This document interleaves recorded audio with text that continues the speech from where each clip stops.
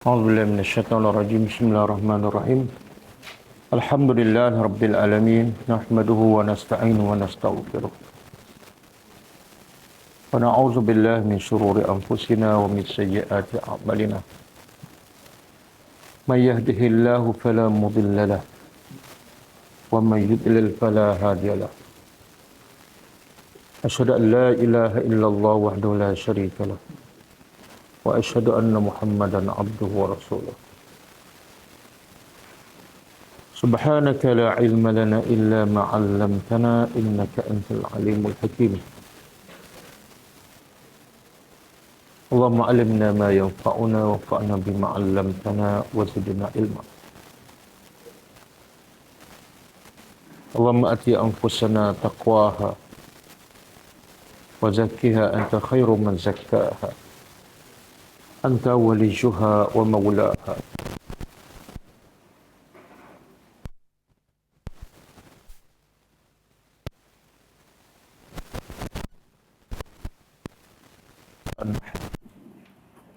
Ayat 43. Dan kita tengok pengajaran ayat yang lepas.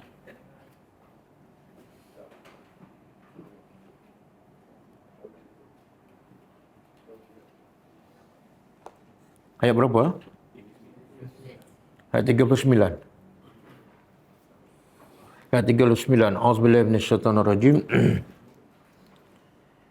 ليبين لهم الذي يختلفون فيه وليعلم الذين كفروا أنهم كانوا كاذبين. Untuk Allah menjelaskan kepada mereka yang mereka berselisih tentangnya,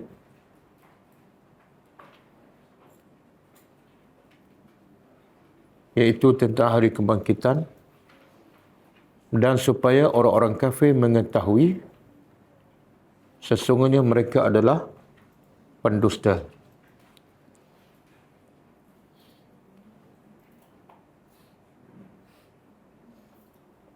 Pengajarannya pertama,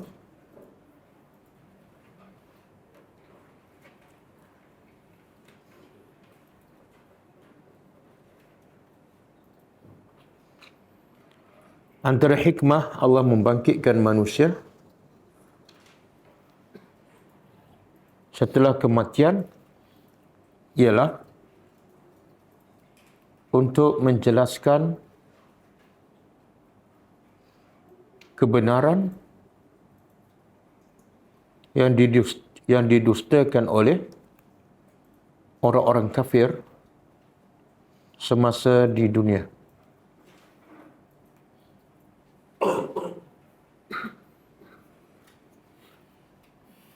Dan supaya orang-orang kafir sedar bahawa mereka sebenarnya adalah pendusta.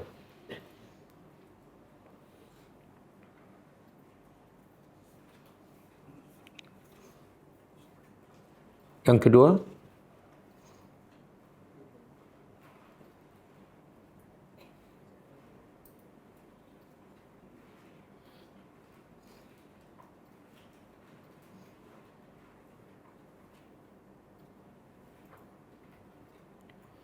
tidak ada paksaan di dalam agama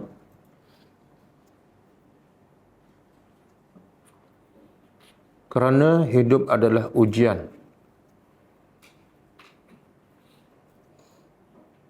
Dan kerana ujian itulah Allah memberi kebebasan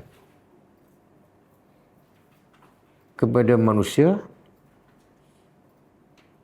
sama ada hendak beriman kepada Allah atau sebaliknya.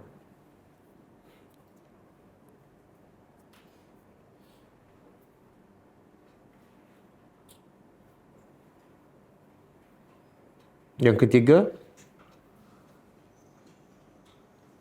kebenaran akan diterima oleh semua manusia tanpa dipaksa apabila mereka melihat janji Allah di depan mata mereka di akhirat.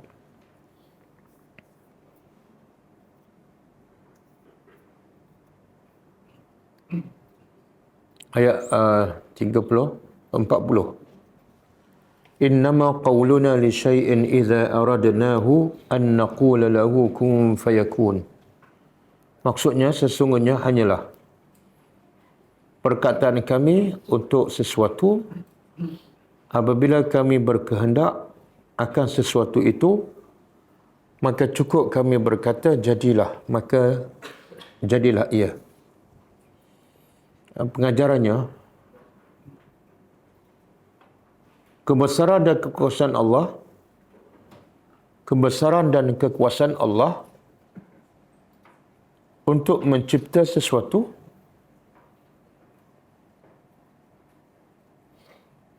sama ada kali pertama atau kali kedua,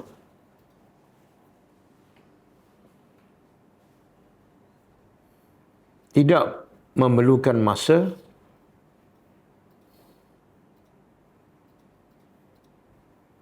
atau peruntukan atau pertolongan.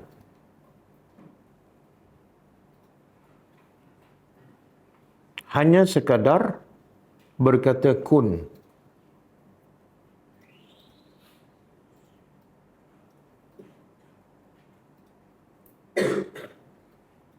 Yang kedua, hanya mereka yang bodoh dan sombong sahaja yang tidak kenal Tuhan dengan sebenarnya.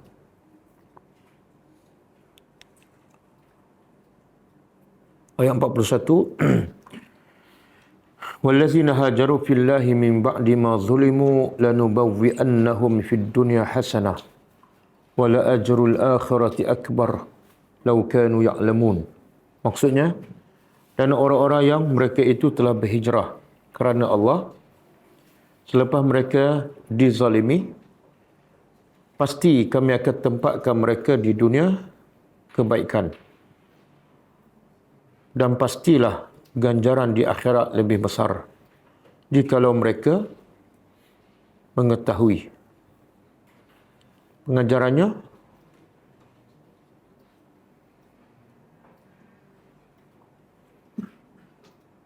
mereka yang ikhlas berjuang untuk menegakkan agama Allah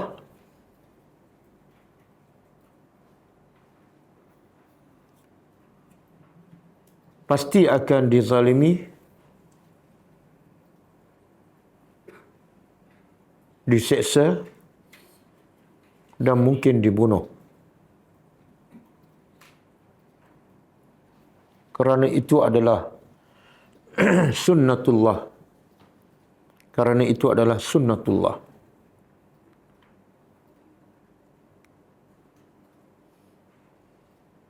Yang kedua,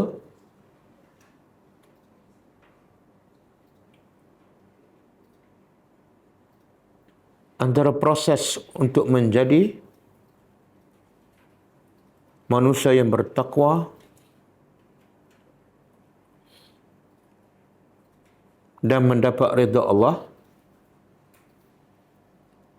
di dunia dan di akhirat ialah hendaklah berhijrah. Hendaklah berhijrah.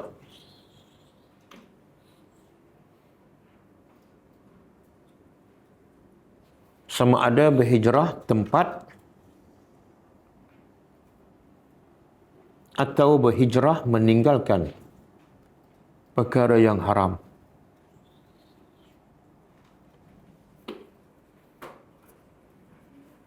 Yang ketiga,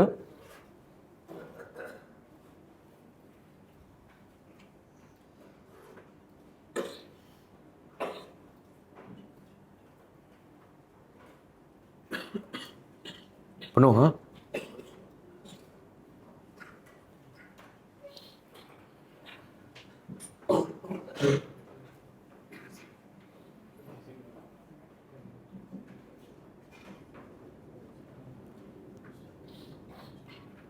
Jadi harap pelajar bersabar, insya-Allah kita akan pindah tempat yang lebih luas dan selesa. Stadium kecil sikit pada stadium. Tapi jangan kita pindah yang lebih luas, semua tak datang pula. Okey. Apa tadi yang ketiga? Sesiapa yang meninggalkan sesuatu yang tidak disukainya kerana Allah,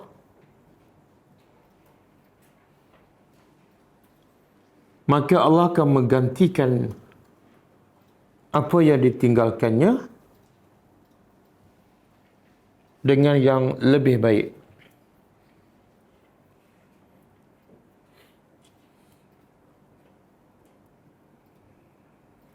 Di dunia dan di akhirat dilipat gandakan kebaikannya.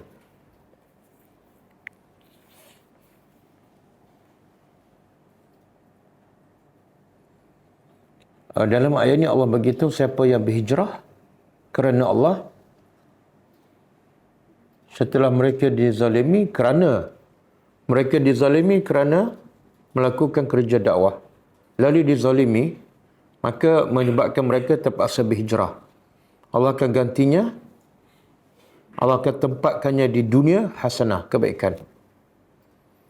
Jadi para sahabat, mereka terpaksa berhijrah, meninggalkan tempat yang mereka sayang, iaitu Mekah. Kenapa? Sebab mereka buat kerja Allah. Maka ikut pengajaran yang keempat tadi, Allah akan ganti dengan yang lebih baik. Soalannya, apa yang sahabat dapat lebih baik di Madinah dibanding dengan apa yang mereka tinggal di Mekah? Mudah nak berdakwah. Lagi?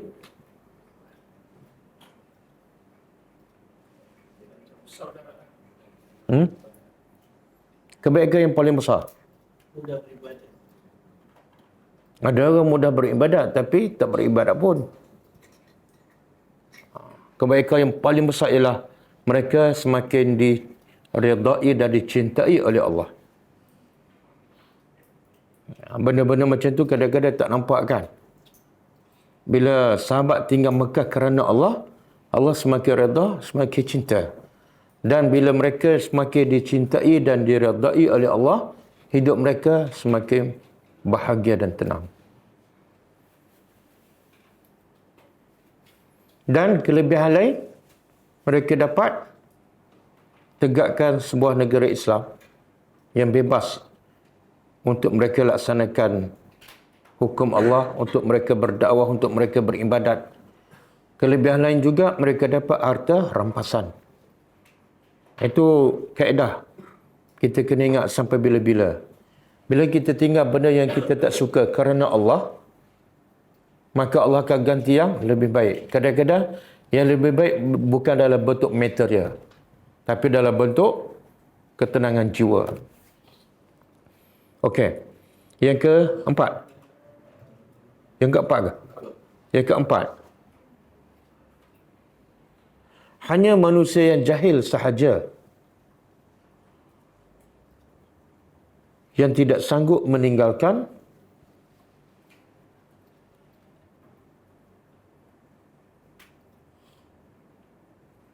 perkara yang disukai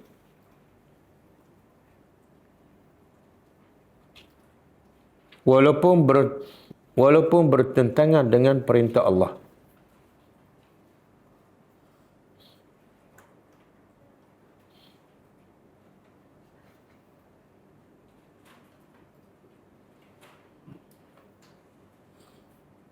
Kerana kejahilan mereka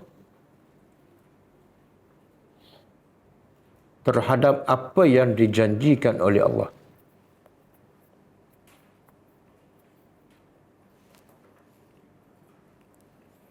Okey, ayat 42.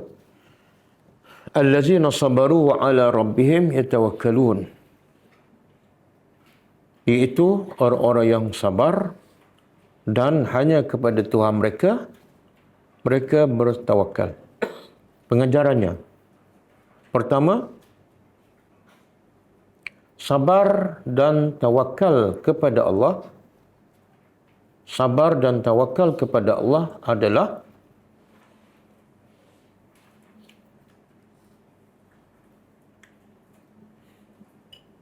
sebab utama manusia mendapat kebahagiaan di dunia dan syurga di akhirat.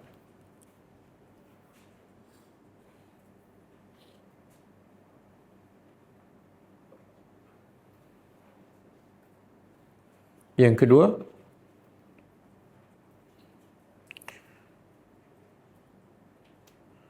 manusia yang paling layak mendapat ganjaran besar di sisi Allah ialah para sahabat Nabi, yang mana kesabaran dan tawakal mereka sangat tinggi dan luar biasa.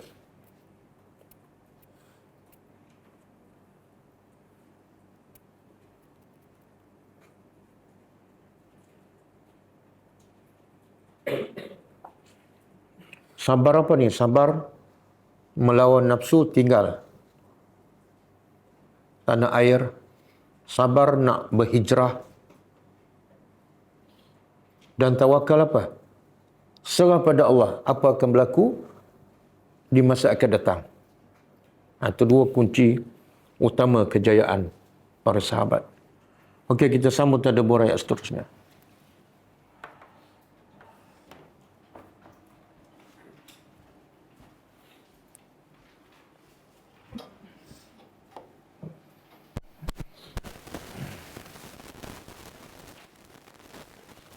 Okey, ayat 43 ni ada sebab turun dia, asbabun nuzul, iaitu bila Allah utuskan Rasulullah sebagai Rasul kepada umat manusia, khususnya kepada orang musyrikin Mekah, maka orang musyrikin menolaknya dengan berbagai-bagai alasan. Antara alasannya ialah Rasul adalah manusia. Jadi mereka mengatakan, kenapa kami kena dengar cakap manusia? Muhammad manusia, kami pun manusia, tidak ada kelebihan. Dan mereka juga berkata, sangat tidak sesuai bagi Allah, Tuhan mengutuskan Rasulnya di kalangan manusia. Jadi apa yang mereka nak? Iaitu Rasul itu adalah di kalangan malaikat. Alasan. Tapi Allah sebut dalam ayat lain, yang maksudnya kalau kami utuskan Rasul daripada kalangan malaikat, kami akan, sebab malaikat ni benda yang gaib, maka kami akan jadikan malaikat dalam bentuk manusia. Bila kami hantar malaikat sebagai Rasul dalam bentuk manusia, maka hujah mereka sama. Betul tak? Oh, ni manusia, kami nak malaikat. Jadi kalau Allah bagi rupa malaikat yang sebenar, iaitu tak nampak, mereka boleh tak menerima wahyu daripada malaikat yang tak nampak? Tak boleh. Jadi ayat ni menjawab persoalan ataupun syubhat, keraguan yang ditimbulkan oleh orang musyrikin Mekah. Auzubillahi minasyaitonirrajim. Wa ma arsalna, dan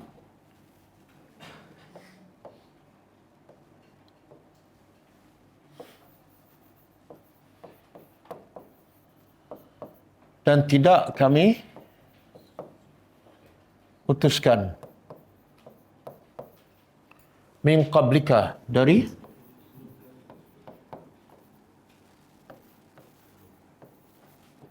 sebelum engkau, illa, kecuali rijalan, dari kalangan lelaki. Bila sebut lelaki, dia ada dua maksud. Pertama, jantinanya lelaki. Yang kedua, manusia. Sebab malaikat tidak ada jantina. Jadi dua. Allah kata pada Nabi Muhammad untuk menjawab keraguan yang ditimbulkan oleh orang musyrik Mekah bahawa kami nak rasul di kalangan malaikat. Maka Allah kata pada Muhammad, bagi tahu pada mereka, kami tidak pernah utuskan sebelum engkau, semua para rasul malaikat adalah manusia dan lelaki. Nuhi ilaihim, kami wahyukan. Ilaihim, kepada mereka. Jadi semua rasul sebelum engkau pun adalah manusia. Cuba buka surah. Apa? Yang mula-mula sekali. Surah Al-Qamar. Ayat 24.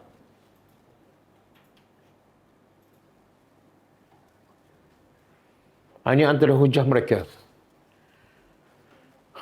Mereka kata apa? Faqalu. Lalu mereka berkata, mereka ni orang musyrik Mekah. Abasharan, adakah? Bashar apa dia? Adakah manusia? Minna, daripada kalangan kami, wahidan, seorang pula tu, Nabi Muhammad seorang, nattabi'uhu, kami ikut. Ini ada soalan ni. A ni huruf istifham. Istifham di sini apa dia? Majazi ke ingkar hakiki?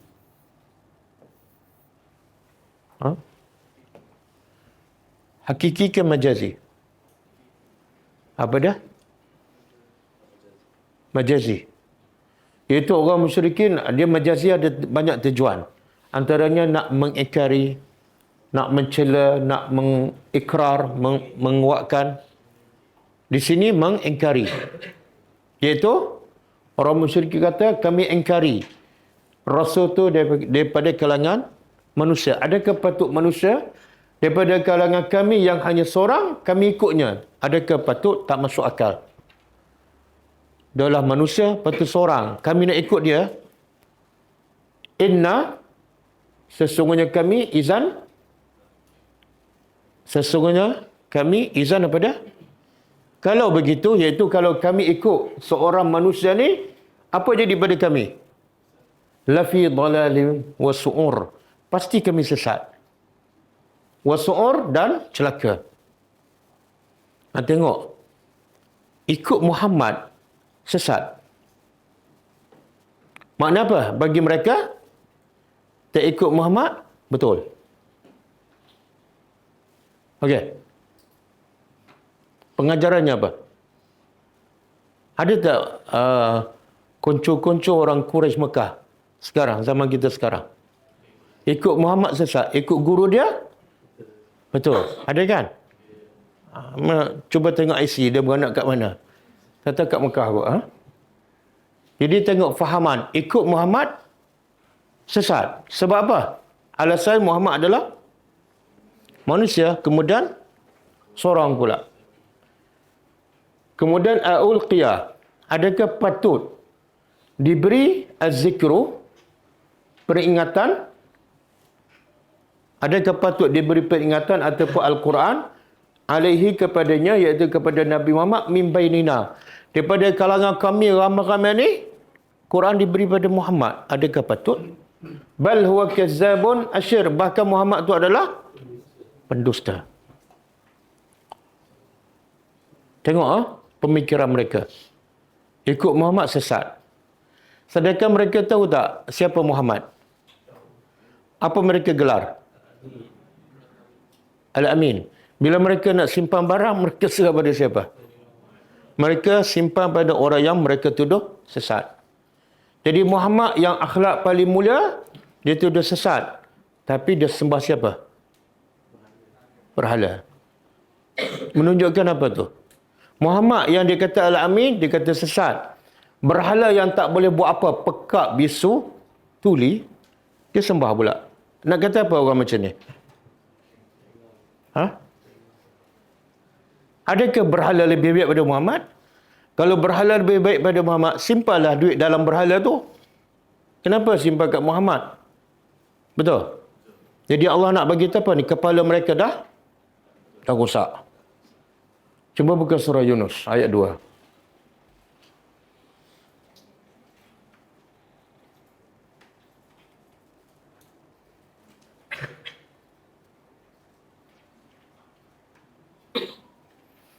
Okey. Akana linnasi ajabah. Adakah patut bagi manusia ajaban? Ajaban apa dia? Rasa pelik. Adakah patut manusia rasa pelik? Apa dia? An auhayna, kami wahyukan kepada seorang lelaki. Jadi kami wahyukan Al-Quran kepada seorang lelaki minhum, daripada kalangan mereka. Makna apa? Mereka kenal, bukan orang asing. Lahir kat Mekah, besar depan mata mereka dan mereka gelarkan Al-Amin. Tiba-tiba balik, bila kami bagi wahyu, mereka rasa, pelik ni. Kenapa manusia, kenapa tak malaikat? Anzirin nas. Dan tugas Rasul ni pula apa dia? Anzirin nas, memberi peringatan pada manusia. Jangan buat jahat, takut pada azab Allah. Semua yang dia ingatkan benda yang baik. Wabashiril lazi, dan kerja Rasul ni juga ialah memberi khabar gembira kepada orang beriman. Suruh salat, suruh sembah Allah. Kemudian Rasul juga bagi tahu anna lahum, siapa yang beriman, siapa yang beramal soleh, bagi mereka qadama sidqin. Qadama sidqin apa dah? Kedudukan yang baik, ganjaran yang besar kalau mereka beriman dan beramal soleh. Di mana? Di sisi Tuhan mereka. Qala al-kafirun, maka kata orang kafir kepada Rasul ni, in haza lasahirun mubin. Sesungguhnya ini pasti tukang sihir yang nyata.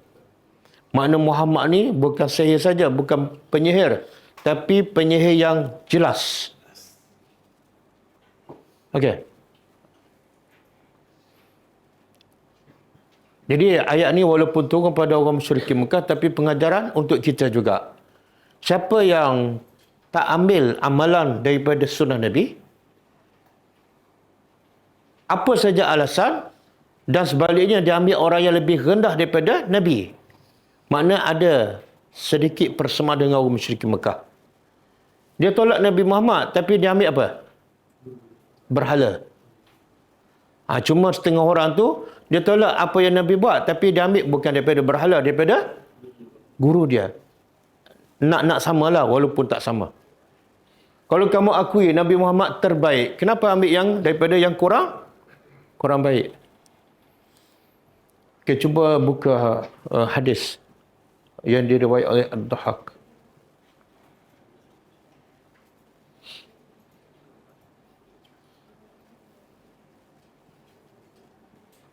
Okey. Rawa Ad-Dhahhak. Ad-Dhahhak meriwayatkan daripada Ibn Abbas radhiyallahu anhu, annallah, sesungguhnya Allah, lamma ba'asa Muhammadan, sesungguhnya Allah maka tatkala telah mengutuskan Muhammad sallallahu alaihi wasallam sebagai rasul, ankara al-Arab, orang Arab mengingkari zalika, demikian itu. Wa qalu, dan mereka berkata, Allah a'zam, Allah itu adalah lebih besar, lebih agung daripada melantik rasulnya, utusannya daripada kalangan manusia. Mana ini bukan kerja Tuhan. Tuhan tu hebat. Maka kehebatan Allah tak patut dia lantik manusia sebagai utusannya. Itu teori orang musyrikin Mekah. Sebab tu, lepas mereka berpandangan macam tu, Allah turunkan ayat yang kita tadi buat tadi. Surah Yunus ayat 2. Adakah patut manusia rasa pelik kami wahyukan kepada lelaki di kalangan mereka yang mereka kenal? Yang sepatut mereka pelik apa dia? Yang sepatut mereka pelik apa dia? Mereka buat berhala, mereka sembah. Yang tu yang patut mereka pelik. Tapi dah terbalik dah. Yang patut dipelek tak dipelekkan. Yang sepatut betul, dia rasa benar. Sama dengan sekarang. Bila kita buat yang Nabi buat, dia rasa pelik. Padahal yang sepatut dia rasa pelik yang mana? Betul tak? Ada persamaan. Dia akui ini Nabi. Ini dan Nabi tak pernah bercakap melainkan wahyu. Yang tu manusia, bila manusia bercampur dengan nafsu. Tapi dia boleh tolak yang Nabi tu. Bahkan dia rasa yang Nabi ni macam pelik sikit. Yang dia buat tu macam okey sikit lah. Bukan sikit lah. Banyak sangat. Dia ada persamaan. Jadi Allah nak tegur orang yang berfikiran pelik. Yang pelik dia tak rasa pelik. Yang tak pelik dia rasa pelik. Boleh faham? Okey, kita balik pada ayat kita.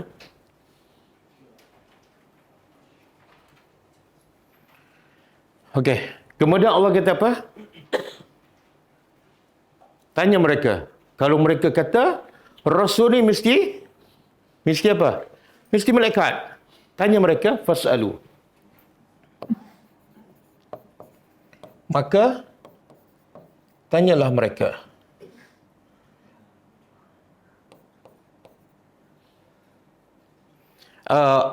Nabi perintah pada mereka. Nabi perintah pada orang musyrikin Mekah supaya mereka bertanya. Mereka bertanya siapa? Tanyalah oleh kamu siapa? Ahla zikri. Ahla ni ahli zikri.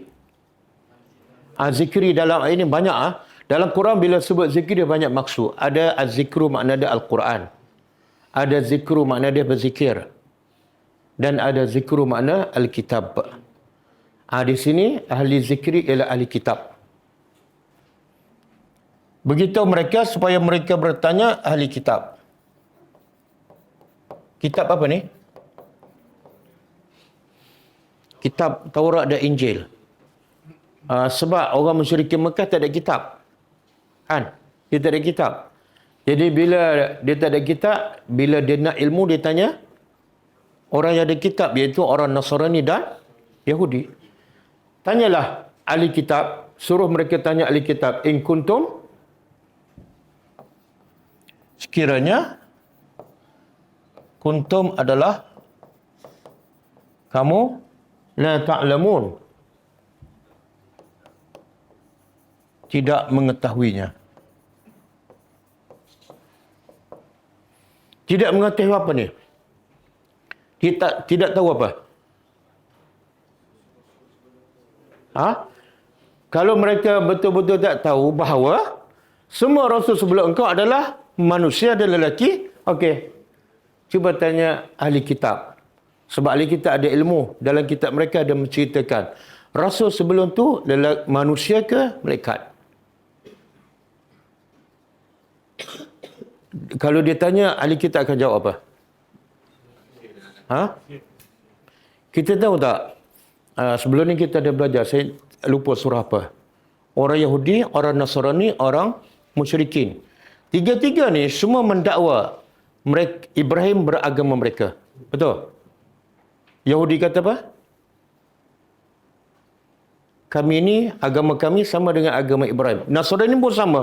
Orang musyrikin pun mendakwa Ibrahim itu sebenar sama dengan agama mereka, iaitu menyembah berhala. Maknanya dia akui tak Ibrahim adalah Rasul. Dan dia tahu tak Ibrahim adalah manusia. Maknanya alasan mereka itu, sebab tu Allah kata, sekiranya mereka tak tahu. Tapi sebenarnya, mereka tahu saja je. Boleh faham? Jadi kadang-kadang orang tu bukan tak tahu pun, tapi bodoh sombong.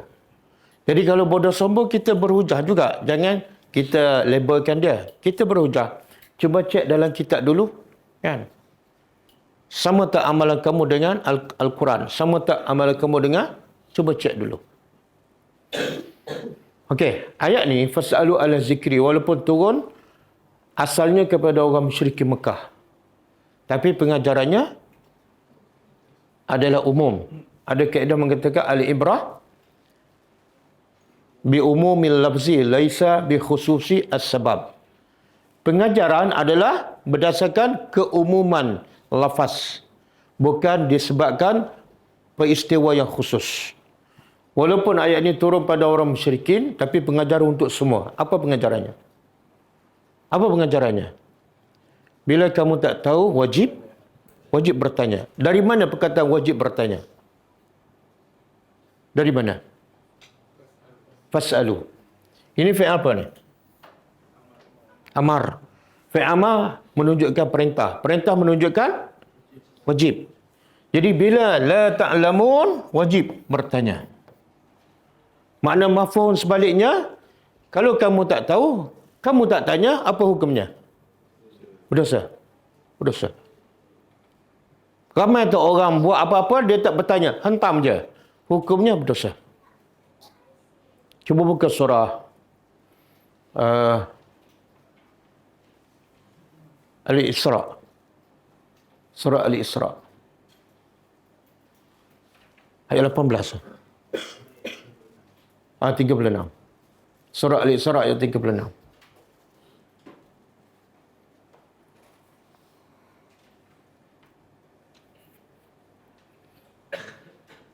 Okey.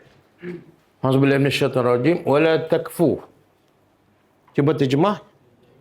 Dan jangan kamu ikut. Jangan kamu buat. Bila sebut jangan tu makna apa? Haram. Haram kita nak ikut ataupun nak buat apa-apa saja. Apa yang haram ni? Ma laysa laka bi ilmun. Apa yang kamu tidak ada ilmu. Bila tak ada ilmu, tidak ada dalil, haram kamu buat, haram kamu ikut. Sama dengan ayat tadi. Bila jahil kena bertanya. Kenapa haram buat sesuatu tanpa ilmu? Sebab inna sam'a, sesungguhnya pendengaran, wal basar, dan penglihatan, wal fuad, dan hati, kullu ulaika. Semua tu, telinga, mata dan hati, semua tu adalah kana anhu mas'ula, akan disoal. Bila? Di akhirat. Jadi tak ada amalan boleh buat ikut suka kita. Semua akan ditanya, kenapa kamu buat amal ini? Apa dalilnya? Maka lebih baik kita tak buat daripada kita buat tapi tak ada dalil. Satu, kalau tak ada dalil, mungkin betul, mungkin salah. Kalau benda itu salah, 30 tahun kita beramal sia-sia. Kan? Baik kita jangan buat. Biar orang kata, kamu tak buat akan rugi. Tak. Kadang-kadang yang buat tanpa ilmu, bukan setakat rugi tapi berdosa. Sebab melanggar perintah Allah. Okey. Bila kita bertanya, bila kita mendengar, apa kaedah dia? Kita nak ikut yang mana? Sebab kita banyak dengar ni. Ustaz pula banyak akan. Ustaz YouTube, Ustaz TikTok, Ustaz masjid. Nak ikut yang mana pula? Ha? Ada dalil? Jangan cakap kalau tak ada dalil. Jangan cakap kalau tak ada dalil. Ikut Quran Sunnah. Dalilnya?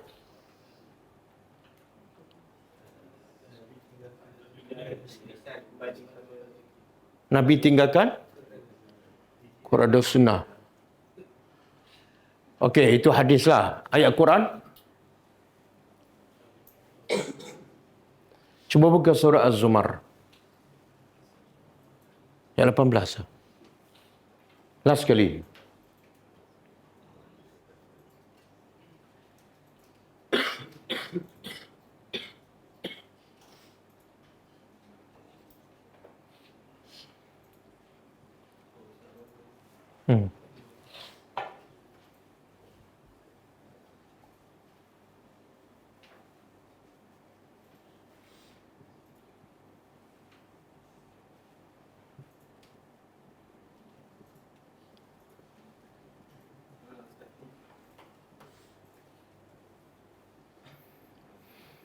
Okey, Allah bagi kaedah.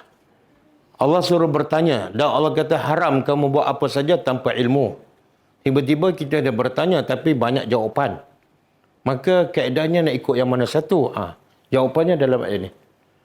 Auzubillahi minasyaitonir rajim. Allah kata, ni Allah nak puji allazina, orang-orang yang yastami'una, yang mendengar al-qaula. Dalam tafsir, ahli tafsir mengatakan alif lam ni adalah lil jins. Alif lam lil jins. Jins apa mana? Jenis. Iaitu orang-orang yang mendengar semua jenis perkataan. Daripada ustaz ni dia dengar, daripada ustaz ni dia dengar. Semua jenis dia dengar. Jadi dengar semua tak salah. Yang salah apa dia? Lepas dia mendengar macam-macam jenis pendapat, dia bertanya macam-macam ustaz, jawapan pun berbagai-bagai, fayattabi'una ahsanah. Lalu dia ikut yang ahsanah. Apa makna ahsanah? Yang terbaik. Allah bagi kaedah. Lepas dengar macam-macam, lepas bertanya berbagai ustaz, maka dia ikut yang mana? Dia bukan ikut ustaz, tapi dia ikut ahsan, yang terbaik. Oh, ustaz nak tahu terbaik pula macam mana? Saya bukan ustaz, saya bukan tahu yang ni terbaik, yang ni kurang baik. Maka Allah menjawab dalam surah Az-Zumar juga, nanti saya sebut. Kemudian Allah kata apa? Allah puji Dia dengar macam-macam, dia tanya macam-macam ustaz, lalu dia ikut yang mana? Ahsan. Bukan berdasarkan ustaz, tapi berdasarkan hujah, dalil. Maka Allah kata, ulaika, mereka itulah allazina hadahumullah. Allah yang bagi, orang yang Allah bagi hidayah. Allah bagi hidayah, buka pintu hati untuk apa? Untuk dia pilih, oh yang ni yang terbaik. Jadi kalau dia pilih yang terbaik itu, makna Allah buka pintu hatinya. Dan Allah kata, wa ulaika hum ulul albab. Inilah orang yang akalnya waras. Di mana akalnya waras? Mana tanda akalnya waras? Bila dia dengar semua. Tapi bila ikut, itu waras. Saya bagi analogi. Dia nak beli kereta. Orang kata kereta ni macam ni, kereta ni macam ni. Dan dia tanya pula orang yang ahli zikri, orang yang pakar. Tapi last sekali dia beli kereta yang orang kata kurang baik. Waras tak dia? Tak waras. Tak cukup duit. Kalau tak cukup duit, jangan tanya. Beli je lah kan? Pandai menjawab. Tak cukup duit, jangan tanya. Beli apa yang kamu mampu, betul tak?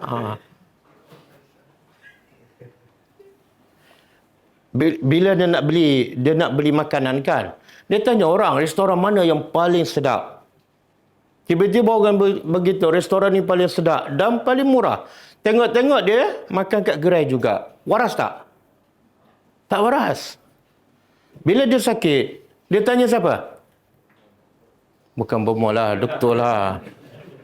Dia tanya doktor, dan kalau boleh dia nak cari doktor yang pakar, betul? Dia tengok latar belakang pengalaman doktor. Dan dia pilih doktor yang dia waras. Tapi tengok-tengok bila sakit dia pula kronik, dia pergi doktor yang tengah praktikal. Waras tak? Tak waras. Tapi manusia dalam bab urusan dunia semua waras. Kalau pilih pakaian yang terbaik dan tanya pakar. Bila beli tanah tanya pakar dan pilih terbaik. Bila beli rumah tanya pakar, pilih yang terbaik. Tapi bila bab agama, dia tak tanya pakar dan dia tak pilih yang terbaik. Dia pilih apa? Yang orang ramai buat. Waras ke tak? Allah kata ikut yang terbaik, bukan ikut orang ramai buat, betul?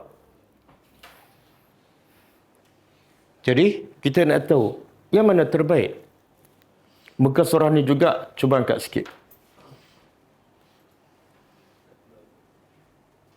Ayat 22 ke?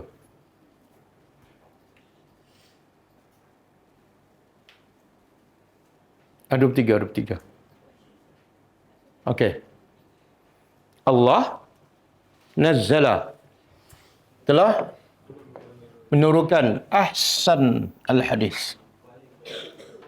Allah yang telah menurunkan yang hadis ataupun perkataan yang ahsan, paling baik. Makna apa? Makna apa tu? Quran lah. Ada yang lebih baik daripada Quran. Yang kedua, lepas Al-Quran yang terbaik ialah sunnah. Sebab apa? Sebab apa yang Nabi cakap adalah wahyu. Wa ma yantiqu 'anil hawa in huwa illa wahyun yuha. Nabi tak pernah bercakap daripada hawa nafsu, walaupun ketika Nabi marah. Semuanya wahyu. Tapi untuk guru kamu ketika marah tu, Dia cakap wahyu kan nafsu? Lepas tu ketika dia mimpi, saya tak tahu. Tapi kalau Nabi pasti ahsan. Allah yang telah menurunkan sebaik-baik hadis sebagai kitaban, sebagai kitab. Mutasyabihan yang, apa makna mutasyabihan? Apa maksud serupa?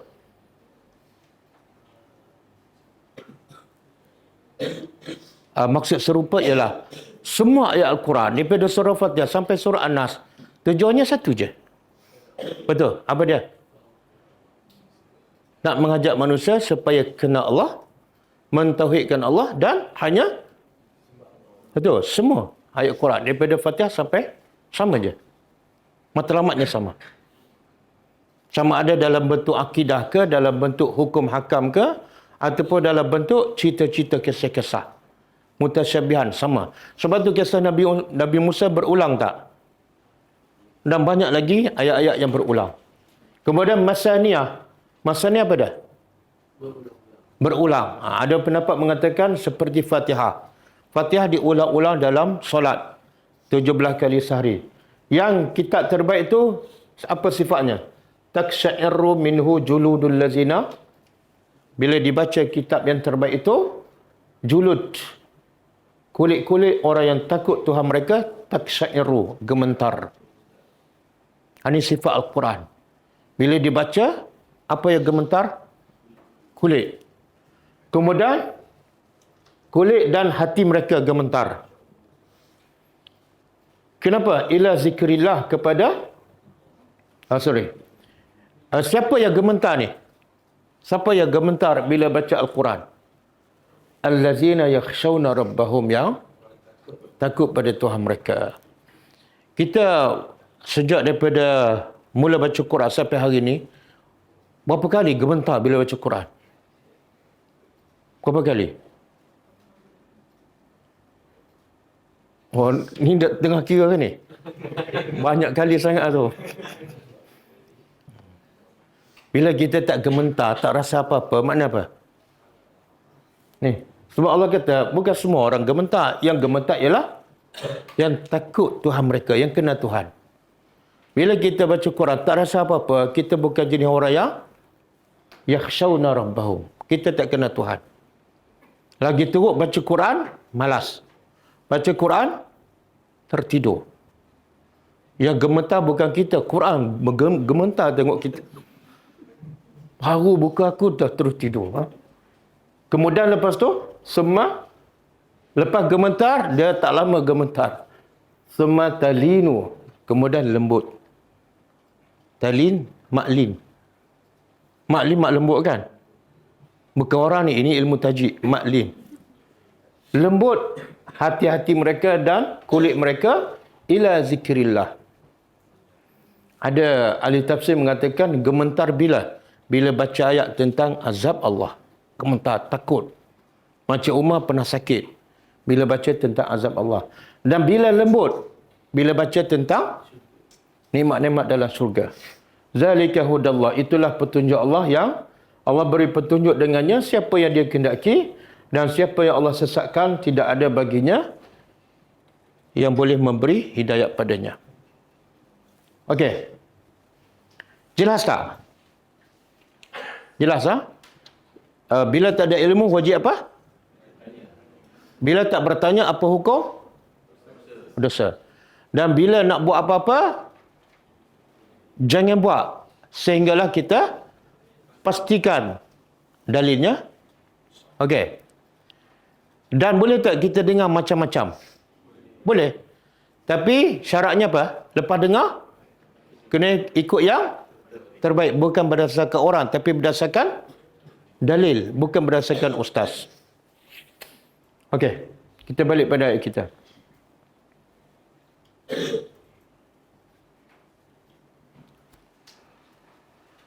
Ayat seterusnya, bil bajinat, dengan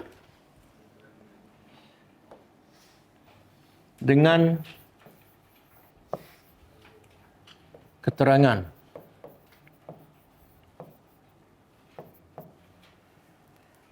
Apa maksud dengan keterangan ni?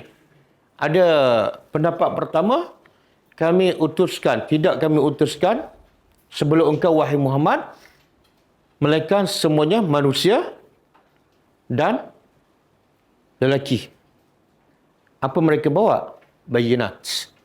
Tidak ada seorang rasul melainkan bawa bukti. Bayinat ni termasuklah mukjizat, termasuklah kitab. Tak ada seorang pun rasul mesti ada mukjizat dan juga mesti ada kitab. Waz-zubur. Zubur apa makna? Zubur jamak kepada zabur. Zabur makna dia ialah kitab. Kalau zubur makna dia kutub, kitab-kitab. Jadi Allah beritahu semua rasul yang kami utuskan sebelum engkau adalah manusia dan semua rasul itu membawa keterangan, mukjizat dan juga kitab-kitab. Tidak ada seorang nabi pun yang datang dengan tangan kosong. Maka bila kita pewaris nabi, ulama pewaris nabi, maka mestilah bawa sama dengan apa yang nabi bawa. Bukan pewaris tapi tak sama dengan apa yang nabi bawa. Waz-zubur dan kitab-kitab. Okey, kemudian wa anzalna dan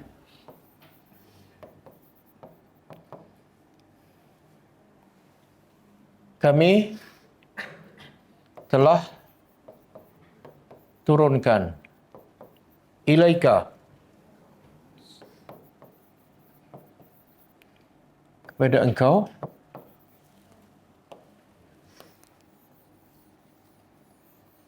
az-zikra. Tadi sebut dah ahla zikri. Tapi ahla zikri itu maksud ahli apa? Ahli kitab. Tapi zikri di sini maksudnya ialah Quran. Sama dengan ayat lain Allah kata apa? Inna nahnu nazzalna zikra wa inna lahu lahafizun. Kami telah menurunkan az-zikra, iaitu Al-Quran. Jadi Quran ni banyak nama. Al-Quran, Al-Kitab, Az-Zikru, Al-Mau'izah. Jadi bila satu benda tu banyak nama dia menunjukkan apa? Macam Allah banyak nama, Nabi Muhammad pun banyak nama, Quran pun banyak nama, menunjukkan apa? Kemuliaan benda tu. Satu. Yang kedua, bila banyak nama, makna Allah nak beritahu Quran tu sebenarnya banyak fungsinya. Quran antaranya fungsinya apa? Zikru, bagi peringatan. Quran antara fungsinya syifa, bagi rawatan. Antara fungsinya mau'izah, bagi peringatan. Jadi kami turun kepada engkau az-zikra, peringatan. Untuk apa? Jadi kami turunkan Quran pada engkau. Tugas engkau pula pada? Apa tugas Nabi terhadap Al-Quran? Litubayyina. Supaya ataupun untuk engkau menerangkan linnas kepada manusia. Manuzzila, apa yang telah diturunkan ilaihim, kepada mereka. Jadi tugas Nabi apa dia? Menerangkan. Menerangkan apa ni? Apa yang diturunkan, iaitu daripada Allah. Bukan Nabi reka-reka. Yang Nabi terangkan ialah manuzila, apa yang telah diturunkan kepada Nabi dan kepada manusia. Dan Nabi terangkan kepada siapa? Linnas. Jadi bila diterangkan kepada manusia, bila sebut manusia, masuk semua tak?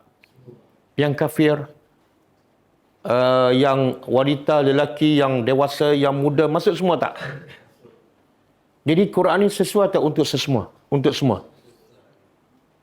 Tapi ada orang kata Quran tidak sesuai. Dia hanya untuk golongan tertentu je. Iaitu golongan ulama ataupun orang yang belajar ada background agama. Yang tak ada basic agama, Quran tak sesuai. Bercanggah tak dengan ayat ni? Allah kata tugas Nabi menerangkan untuk semua manusia. Sebab itulah tidak ada orang Mekah ataupun orang Arab di tanah Arab, melainkan sampai mesej Al-Quran pada mereka. Sebab tugas Nabi sampai pada semua, bukan pilih orang tertentu. Tak boleh kita nak buat kelas tadabbur ni untuk orang umur sekian-sekian. Untuk yang ada basic bahasa Arab. Tak boleh. Kita menyanggahi ayat ni. Boleh faham? Okey. Sebab itulah, di sini juga dalil, wajib kita ikut Nabi. Kenapa? Wajib kita ikut Nabi, bukan Quran sahaja. Salah satu dalil ayat ni. Kenapa? Sebab kalau kita tak ikut Nabi, kita tak akan jelas Al-Quran. Sebab Quran dijelaskan, dihuraikan oleh Rasulullah sallallahu alaihi wasallam. Saya bagi contoh satu. Bila turun ayat innal ladzina amanu, sesungguhnya orang beriman, walam yalbasu imanahum bizulmin. Dan orang yang beriman tidak campur adukkan imannya dengan kezaliman. Maka ulaika lahumul amnu. Bagi mereka keamanan. Satu beriman, satu tak syirik. Tapi Allah tak sebut tak syirik, Allah sebut tidak zalim. Jadi sahabat bila dengar ayat ni, sahabat risau dah. Sebab apa? Mereka tak akan dapat keamanan. Sebab mereka beriman tapi ada buat zalim. Boleh faham? Jadi bila mereka risau, mereka tanya Rasulullah, "Ya Rasulullah, siapa di kalangan kami yang tak buat zalim? Semua kami buat zalim. Maka kami tak dapatlah kelebihan tu." Maka Nabi terangkan, tubayyin. Kamu tak baca ke ayat surah Luqman? Apa kata Luqman pada anaknya? Inna syirka la zulmun azim. Zalim dalam ayat tu bukan buat zalim pada orang, tapi syirik. Mana sahabat faham daripada siapa? Nabi. Jadi Quran dengan hadis tak boleh dipisahkan. Bila belajar Quran, kena belajar hadis. Bila belajar hadis, tak boleh tinggalkan Al-Quran. Ada yang pincang kan? Ada yang belajar hadis tapi Quran tak faham. Satu benda yang pelik. Ada yang belajar Quran tapi Quran saja, hadis tak ada. Tak betul.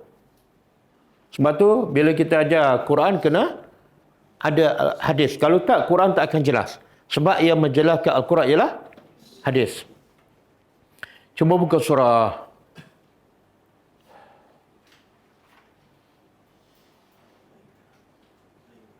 Ali Imran.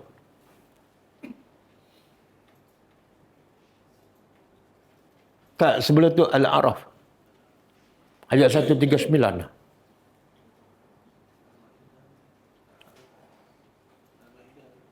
Al-Ma'idah. Ya ayyuhar rasul, balligh ma unzila ilaika. Okey.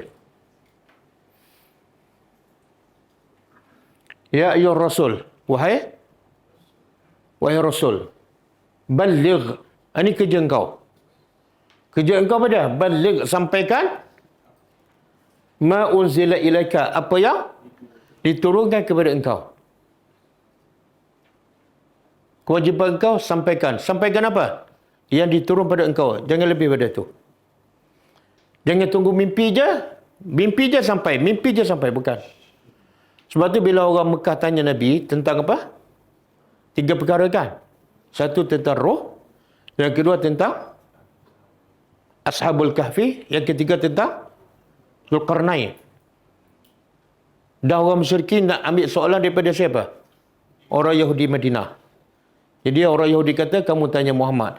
Kalau dia boleh jawab, dia Nabi. Kalau tak boleh jawab, dia bukan Nabi. Bila ditanya pada Rasulullah, Rasulullah kata apa? Aku akan jawab besok. Nabi tak sebut insyaAllah. Tapi wahyu tak turun. Nabi jawab tak? Sebab apa Nabi tak jawab? Sebab Allah perintah, sampaikan apa yang diturun pada engkau. Dah wahyu turun, baru sampaikan. Selagi tak turun, jangan jawab. Okay. Kemudian yang diturun pada engkau daripada siapa? Min rabbika. Wa illam taf'al. Kalau kamu tidak sampaikan, fama ballaghta risalatah. Engkau sebenar tak menyampaikan risalah. Mana engkau khianat. Maha suci. Tak mungkin Nabi kita mengkhianati risalah. Kemudian Allah beritahu, bila kamu sampaikan risalah daripada Allah, apa yang Allah bagi pada kamu? Wallahu ya'simuka minan nas. Allah pelihara kamu. Nabi selamat. sepanjang Nabi berdakwah 23 tahun. Sebab apa? Apa sebab Nabi selamat? Nabi buat kerja dakwah. Jadi kalau kita nak selamat, sampaikan apa yang Allah turunkan. Jangan sampai apa yang kita rasa betul. Cuma buka surah Ali Imran 139.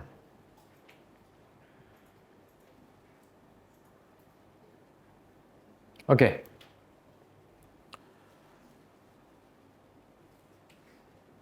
Tadi saya ada rakaman My Quran Time. Tak tahu kan? Tahu sebab apa tak tahu? Sebab saya tak beritahu. Dia buat rakaman bukan live. Dia akan siarkan dalam TV 5 hari bulan 8. Lepas tu baru boleh bagi tahu.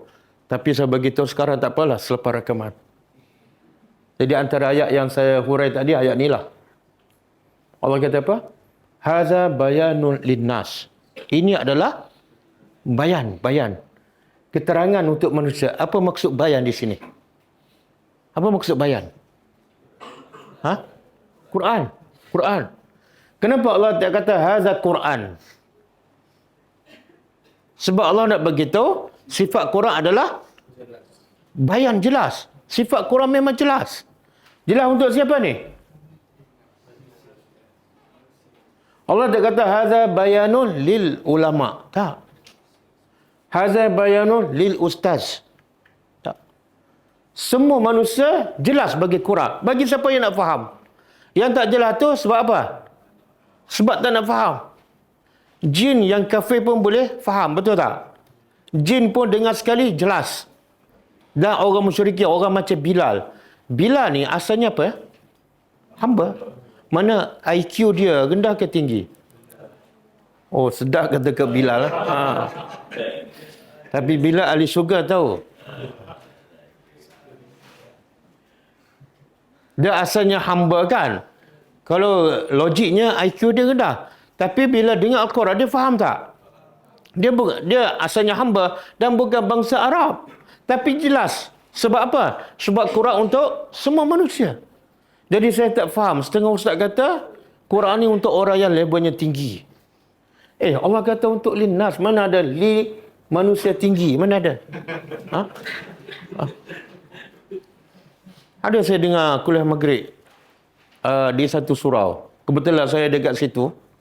Dia kata, tadabbur ni level dia tinggi. Bukan untuk semua orang. Saya gerah je nak tanya. Tapi sebab kalau saya tanya, mudarat lebih besar. Kalau saya tanya, saya nak tanya apa? Ayat yang Allah kata, afala yatadabbaruna al-Quran am ala qulubin akfaluha. Allah mencela orang yang tak mentadabbur Al-Quran.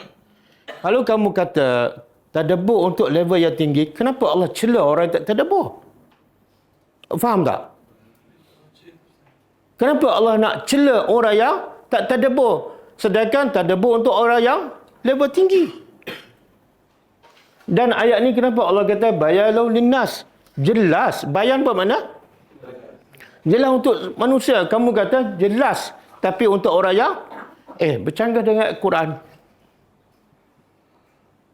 Nasib baik saya tak tanya.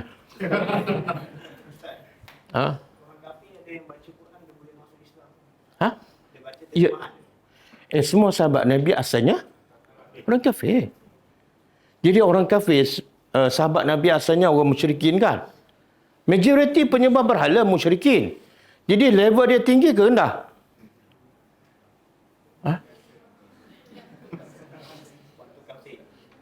Abu Jahal faham tak Quran?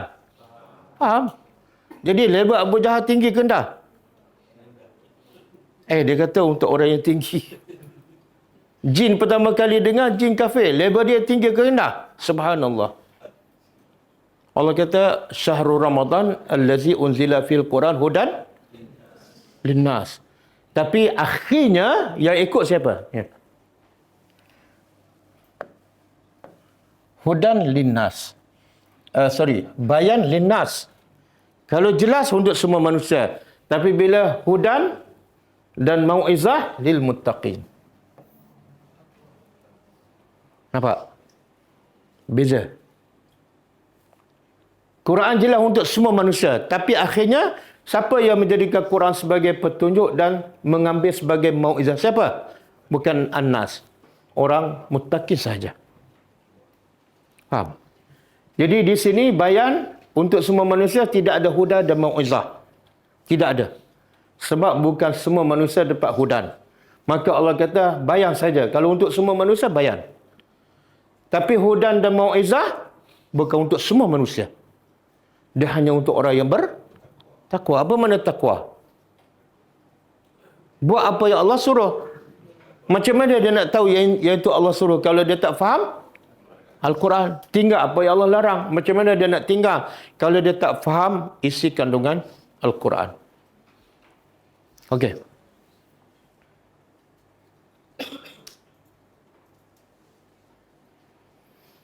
Kemudian Allah beritahu tugas kami turun kepada engkau Al-Quran untuk engkau jelaskan kepada manusia. Allah kata, aqimus salat, dirikan salat. Kita tak faham bila waktu salat, berapa rakaat, berapa kali kan? Maka siapa yang jelaskan? Nabi. Sallu kama ra'aitumuni salli. Okey, kemudian terangkan kepada manusia apa yang diturunkan kepada mereka wala'allahum, dan supaya mereka yatafakkarun. Apa yatafakkarun?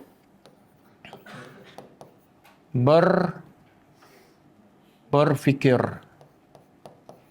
Yatafakkarun ini fi'il mudhari'. Fi'il mudhari' mana apa? Sentiasa. Sentiasa berfikir. Berfikir tentang apa ni?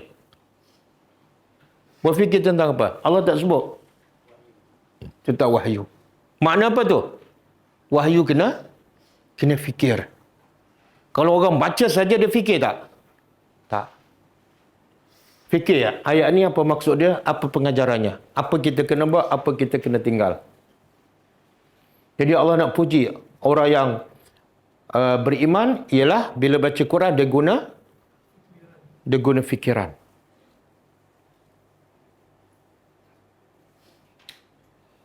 Ayat ni. Kemudian Allah bagi amaran. Kita ambil satu ayat lagi. Bila dah Quran tu jelas, bukti pun banyak, tapi mereka masih menolak, maka Allah pun pergi step yang seterusnya, iaitu bagi amaran. Sebab itulah bila kita mendidik, mengajar, kena ada dua uslub. Satu, at-tarhib. At-tarhib. Yang kedua, at-taghrib. Apa makna tarhib? Menakut-nakutkan. Mesti ada unsur. Khususnya kepada orang yang degil. Mesti ada unsur amaran, menakutkan. Yang kedua, targhib, iaitu menggalakkan, mendorong. Khususnya kepada siapa ni? Orang yang baik, orang beriman. Bila dah Allah bagi dalil macam-macam, mereka tetap degil, maka Allah pergi pada uslub yang kedua, iaitu tarhib. Apa dia Allah kata? Afa amina. Apakah patut? Amina apa dah?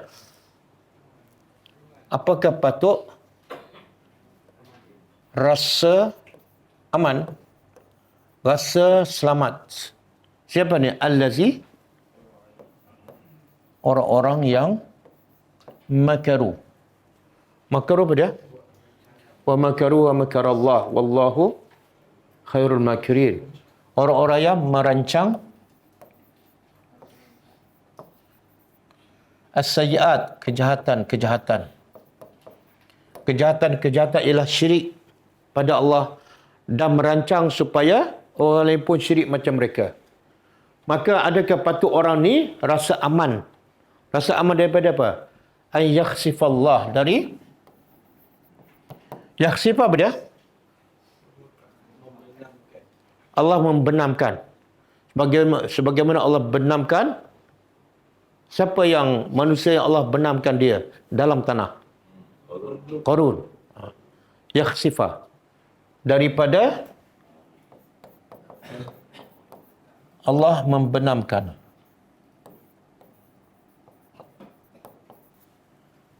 Dengan mereka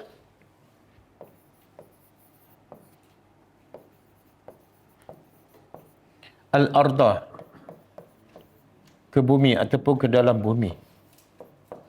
Satu, bentuk azab Allah. Atau yang kedua,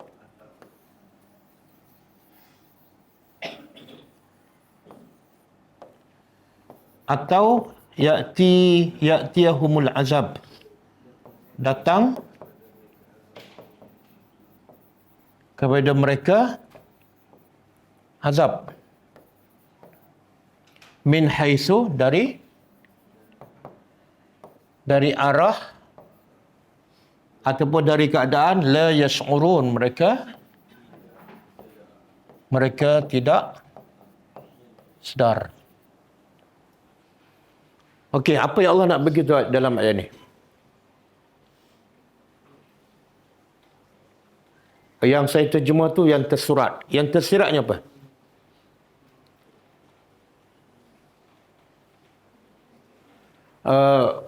Ni istifham, soalan, adakah patut?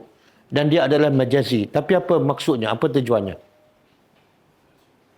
Allah nak, satu, Allah nak mengingkari perbuatan orang ni. Dan yang kedua, Allah nak mencela. Siapa ni? Yang bila dia buat perancangan jahat nak hancurkan Islam, tapi dia tetap rasa aman dan selamat daripada azab Allah. Orang ni Allah kata, adakah patut kamu rasa selamat? Mana Allah mengingkari rasa selamat dia tu. Dan Allah nak mencela orang yang buat dosa tapi rasa aman. Ramai tak yang buat dosa tapi rasa selamat daripada azab Allah? Ramai tak? Kita ada tak? Kita.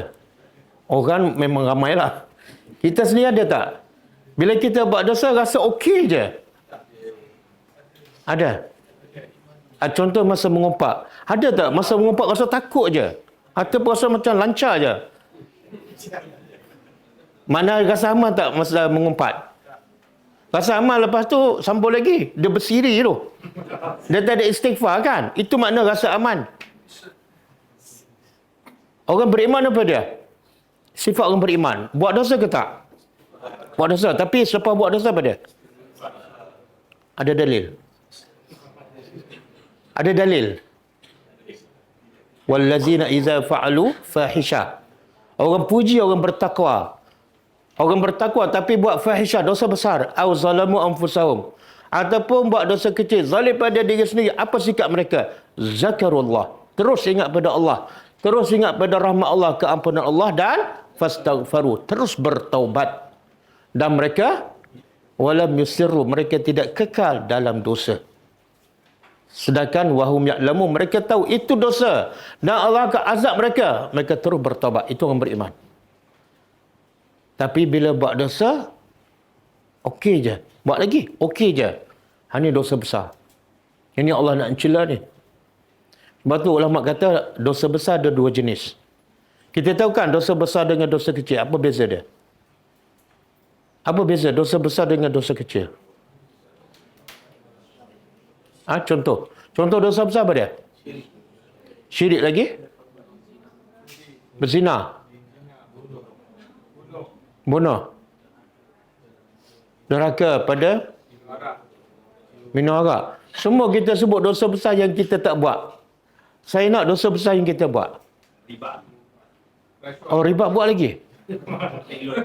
Ambil loan lagi? Dulu dah bertaubat lah. Tak, yang masih buat lagi. Mengumpat dosa kecil ke dosa besar? Dosa besar. Mengumpat kan? Cakap bohong dosa kecil, dosa besar? Dosa besar ke? Oh, kecuali pak keadaan. Kalau kita kena saman kat polis, kita kata isteri nak beranak. Kan? Dosa kecil ke dosa besar?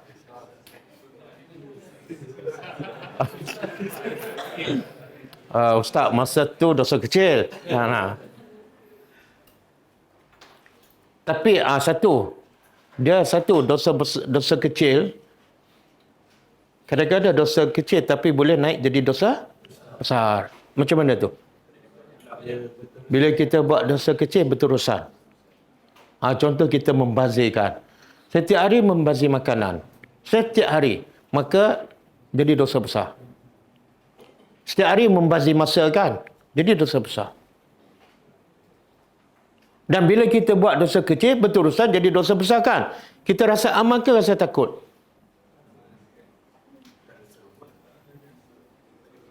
Rasa aman lah tu, sebab tu berterusan dan bersiri.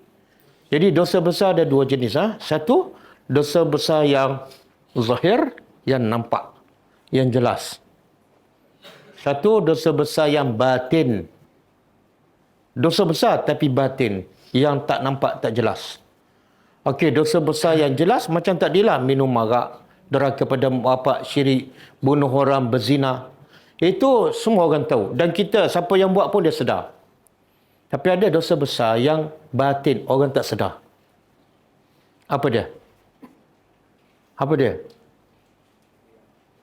Salah satunya, Allah bagi ancaman besar. Ni. Ancaman apa ni? Allah akan turun azab daripada langit, daripada bumi. Itu menunjukkan dosa besar. Apa dosa dia?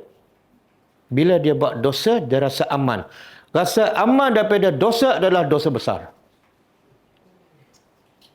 Boleh faham? Tak rasa apa-apa. Mengumpat steady je. Oh, semalam terlupa nak mengumpat kan?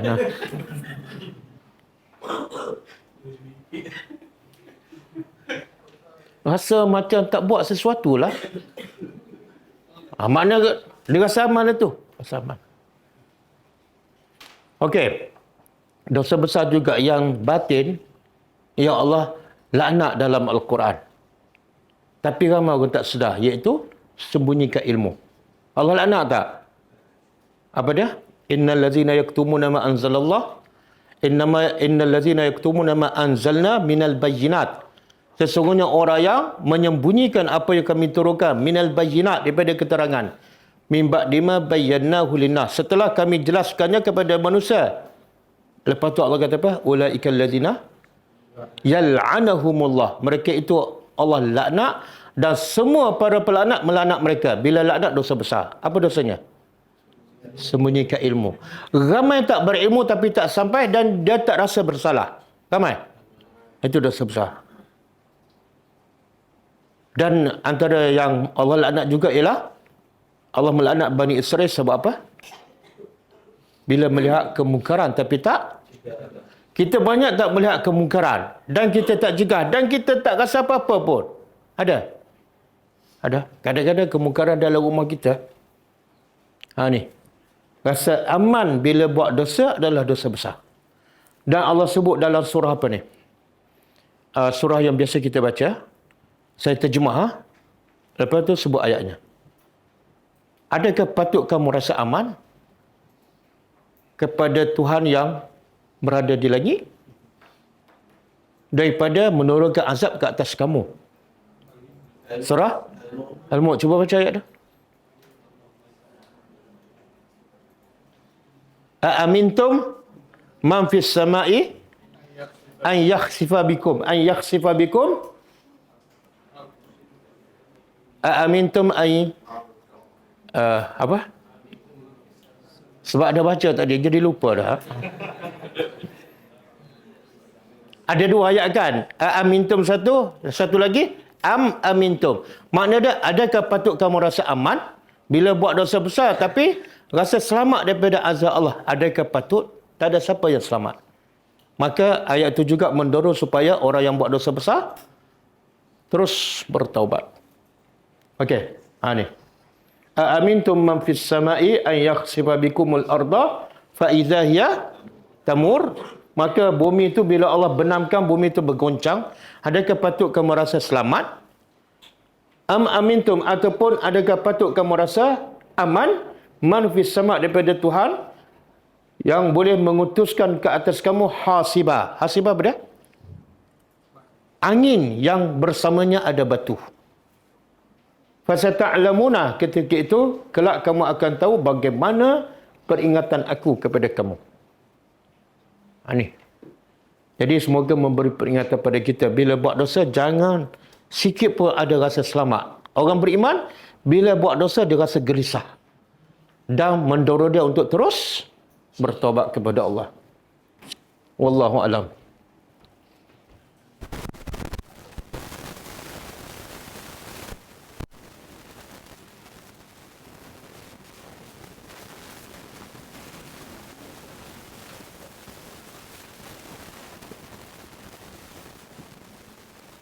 Okey, ada soalan?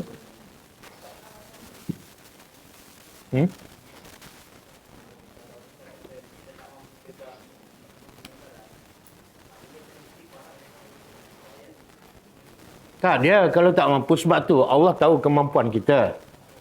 Allah tak akan bebankan mereka apa yang kita mampu. Sebab tu nak cegah kemungkaran apa ada ikut kemampuan. Pertama, cegah dengan tangan, maksud kuasa lah.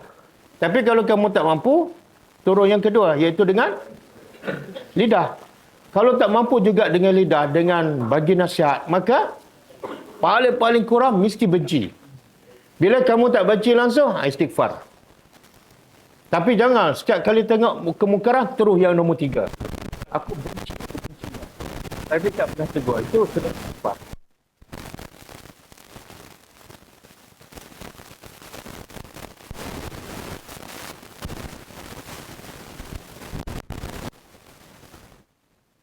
Setengah insyaAllah.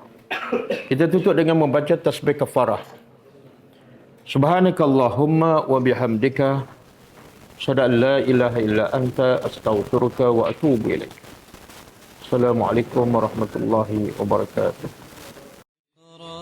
كتاب الله ترق جنانه